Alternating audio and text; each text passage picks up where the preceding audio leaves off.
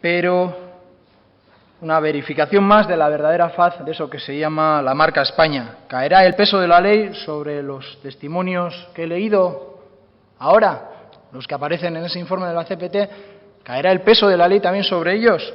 ¿Habrá igualdad ante la ley en la investigación, en la persecución de los perpetradores de la tortura, en los testimonios que acabo de leer?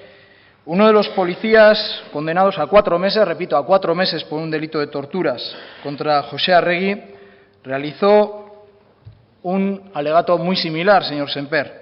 Es público y notorio que los terroristas mienten, se autolesionan y luego denuncian malos tratos. Estas son las imágenes de la autolesión. Estas son las imágenes de la mentira. Esto es una autolesión fingida. Manual de torturas llevado hasta el límite, hasta la muerte. Hoy el señor Unzalu y otros representantes políticos nos dicen, como el bálsamo de Fierabras, lo condenamos todo, denunciamos todo. Absolutamente el camino opuesto a adoptar cualquier tipo de responsabilidad propia. La mejor manera de no asumir absolutamente en ningún extremo el daño causado. Se nos acusa por contra de aplaudir, de humillar, diluir, mirar para otro lado. Imagino que algo similar a lo que hace un organismo como el Comité para la Prevención de la Tortura. Me hablan de credibilidad para hablar sobre cuestiones que vienen a ser de manual, mentiras continuas.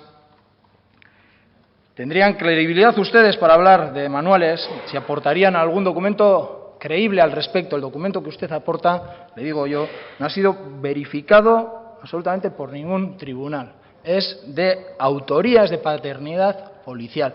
En uno de esos informes hablan, sangre en abundancia, ¿cómo se consigue? Sangre en abundancia, ¿cómo se hace eso?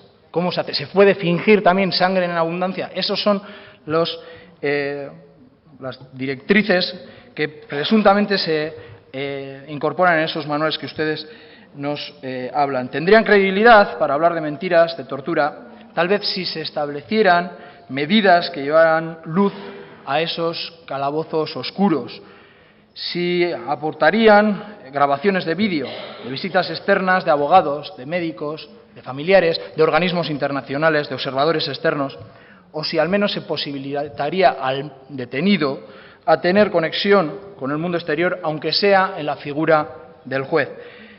Tendrían credibilidad de hablar de mentiras, de tortura, si al menos investigaran judicialmente los casos en profundidad y si al menos se pudiera dirimir lo que es de lo que no es. Tendrían credibilidad para hablar de mentiras, una vez llevada a la práctica, las recomendaciones de estos grupos internacionales, pero sin investigación, con la negativa a aplicar centenares de recomendaciones, dando la espalda a estos grupos, ciertamente considero que carecen ustedes de toda credibilidad. Las centenas y miles de víctimas de la tortura tienen derecho a ser reconocidas, a ser reparadas, a ser rehabilitadas. Y se les debe de garantizar además que lo que sufrieron nunca más se vuelva a producir. Las recomendaciones que aparecen en este informe son cuestiones de mera humanidad.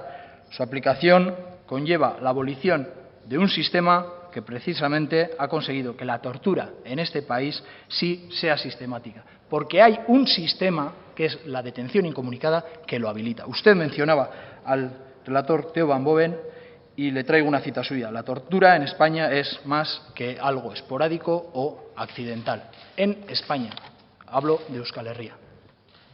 Eskerrik asko, Arzuaga jauna.